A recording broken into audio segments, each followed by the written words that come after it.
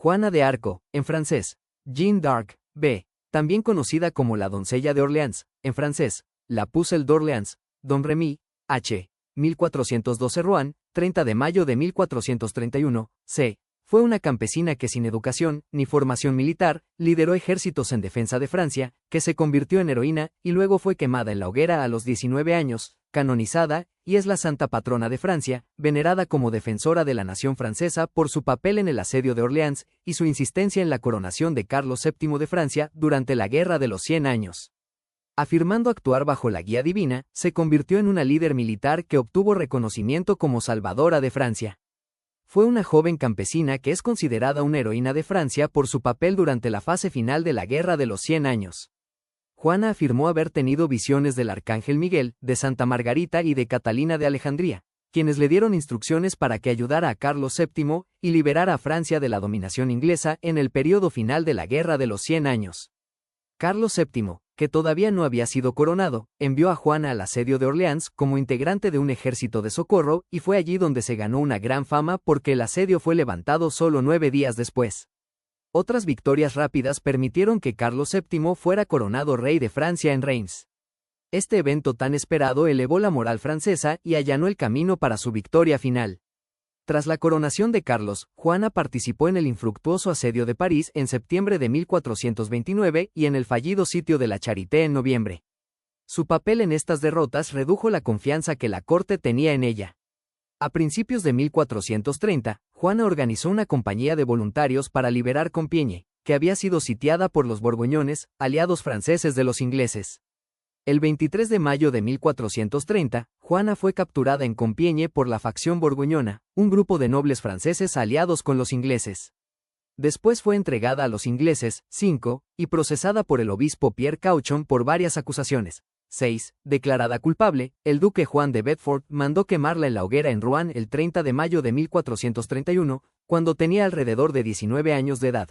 7. En 1456 un tribunal inquisitorial autorizado por el Papa Calixto III examinó su juicio, anuló los cargos en su contra, la declaró inocente y la nombró mártir. 8. En el siglo XVI la convirtieron en símbolo de la Liga Católica y en 1803 fue declarada símbolo nacional de Francia por decisión de Napoleón Bonaparte. 9. Fue beatificada en 1909 y canonizada en 1920. Juana de Arco es uno de los 9 santos patronos secundarios de Francia y ha seguido siendo una destacada figura popular y cultural desde el momento de su muerte gracias a que muchos escritores, artistas y compositores se han inspirado en ella. Es venerada popularmente como mártir. Tras la Revolución Francesa, se convirtió en un símbolo nacional de Francia. En 1920, Juana de Arco fue canonizada por el Papa Benedicto XV y, 2 años más tarde, fue declarada una de las santas patronas de Francia. Aparece representada en numerosas obras culturales, entre ellas obras literarias, musicales, pictóricas, escultóricas y teatrales. La Guerra de los 100 años estalló en 1337 como una disputa por la herencia del trono francés, intercalada con periodos ocasionales de relativa paz. Casi todos los combates habían tenido lugar en Francia y el empleo por parte del ejército inglés de unas destructivas tácticas de tierra quemada habían devastado la economía gala. 10. La población de Francia todavía no había recuperado su número previo a la pandemia de peste negra de mediados del siglo XIV y los comerciantes estaban aislados de los mercados extranjeros. Antes de la aparición de Juana de Arco, los ingleses casi habían logrado su objetivo de una monarquía dual bajo el control inglés, y el ejército francés no había conseguido ninguna victoria importante en lo que dura una generación. En palabras de la historiadora Kelly de Vries, el reino de Francia ni siquiera era una sombra de lo que había sido en el siglo XIII-XI. El rey francés en el momento de nacer Juana, Carlos VI, sufría episodios psicóticos, 12, que le incapacitaban a menudo para gobernar. Su hermano Luis, duque de Orleans, y su primo Juan sin Miedo, duque de Borgoña, competían por la regencia de Francia y la tutela de los niños herederos al trono. Esta disputa incluía acusaciones de que Luis estaba teniendo una relación extramarital con la reina, Isabel de Baviera, y de que Juan sin Miedo había secuestrado a los herederos del trono. 13.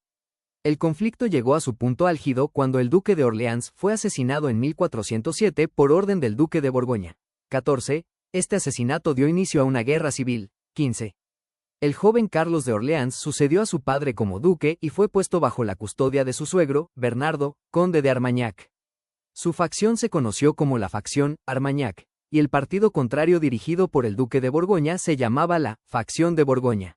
Enrique V de Inglaterra se aprovechó de estas divisiones internas para invadir el reino francés en 1415, obteniendo una victoria resonante en Azincourt el 25 de octubre y apoderándose posteriormente de muchas ciudades del norte de Francia durante la campaña de 1417-16. En 1418, París fue tomada por los borgoñones, que masacraron al conde de Armagnac y a unos 2.500 de sus seguidores. 17. El futuro rey francés, Carlos VII, asumió el título de Delfín, el heredero del trono, a la edad de 14 años, después de que murieran consecutivamente sus 4 hermanos mayores. 18. Su primer acto oficial significativo fue firmar un tratado de paz con el duque de Borgoña en 1419, pero esto terminó en desastre cuando los partidarios de Armagnac asesinaron a Juan sin miedo durante una reunión bajo la garantía de protección de Carlos. El nuevo duque de Borgoña, Felipe el Bueno, culpó a Carlos del asesinato y se alió con los ingleses, tras lo cual las fuerzas aliadas conquistaron una gran parte de Francia. 19. En 1420, la reina de Francia, Isabel de Baviera, firmó el Tratado de Troyes, lo que le permitió a Enrique V casarse con la hija de Carlos VI, Catalina de Valois, concediéndole la sucesión del trono de Francia a los herederos de Enrique y desheredando efectivamente a Carlos. 20. Este acuerdo revivió las sospechas de que el Delfín era el producto ilegítimo del rumoreado romance de Isabel con el difunto duque de Orleans y, por tanto, de que no era hijo de Carlos VI. 21. Enrique V y Carlos VI murieron con 2 meses de diferencia en 1422, dejando a un bebé, Enrique VI de Inglaterra, hijo único de Enrique V y de Catalina de Valois, como monarca nominal de ambos reinos, aunque el Delfín también reclamó su derecho al trono. 22. El hermano de Enrique V, Juan de Lancaster, primer duque de Bedford, se convirtió en regente. 23. Justo antes de que Juana de Arco entrara en escena en 1429, los ingleses habían logrado casi su meta de una monarquía dual anglo-francesa. 24. Los hermanos de Enrique V, Juan de Lancaster y Jonfredo, duque de Gloucester, habían continuado la conquista inglesa de Francia. 25. Casi todo el norte de Francia y algunas partes del suroeste estaban bajo control anglo-borgoñón. Los ingleses dominaban París y Rouen, mientras que la facción borgoñona gobernaba en Reims, tradicional lugar de coronación de los reyes franceses.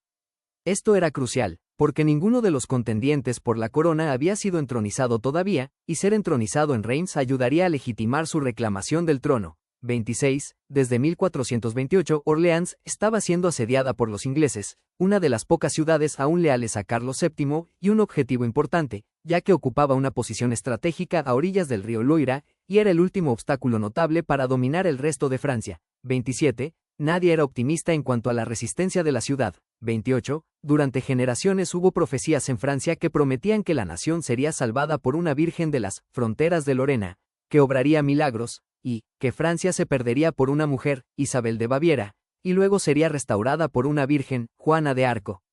La herejía solo era un delito castigado con pena de muerte si la ofensa se realizaba más de una vez. Al haber firmado la abjuración, Juana no podía ser condenada a muerte como hereje impenitente, pero sí podía serlo si era condenada por recaer de nuevo en la herejía.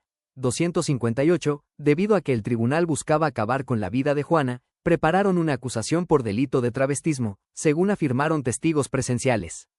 Como parte de su abjuración, Juana tuvo que renunciar a llevar ropa de hombre. 259, cambió su ropa por un vestido de mujer y permitió que le afeitaran la cabeza. 260, sin embargo, se la mantuvo bajo custodia inglesa en lugar de trasladarla a una prisión eclesiástica. 261.